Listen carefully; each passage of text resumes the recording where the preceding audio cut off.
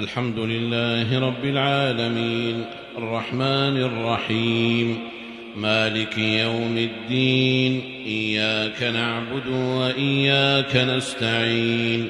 اهدنا الصراط المستقيم صراط الذين أنعمت عليهم غير المغضوب عليهم ولا الضالين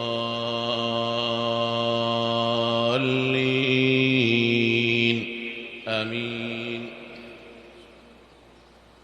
سبح اسم ربك الأعلى الذي خلق فسوى والذي قدر فهدى والذي أخرج المرعى فجعله غثاء أحوى سنقرئك فلا تنسى إلا ما شاء الله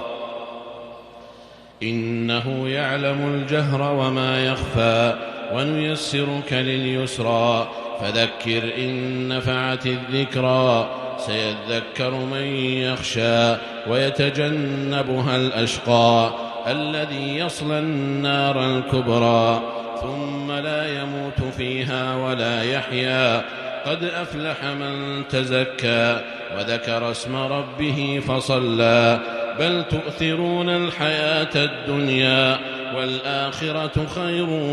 وأبقى إن هذا لفي الصحف الأولى صحف إبراهيم وموسى. الحمد لله رب العالمين الرحمن الرحيم مالك يوم الدين إياك نعبد وإياك نستعين اهدنا الصراط المستقيم صراط الذين أنعمت عليهم غير المغضوب عليهم ولا الضالين آمين. هل أتاك حديث الغاشية وجوه يومئذ خاشعة عاملة ناصبة تصلى نارا حامية تسقى من عين آنية ليس لهم طعام إلا من ضريع لا يسمن ولا يغني من جوع وجوه يومئذ ناعمة لسعيها راضية في جنة عالية لا تسمع فيها لاغية فيها عين جارية فيها سرر مرفوعة وأكواب موضوعة ونمارق مصفوفة وزرابي مبثوثة أفلا ينظرون إلى الإبل كيف خلقت وإلى السماء كيف رفعت وإلى الجبال كيف نصبت وإلى الأرض كيف سطحت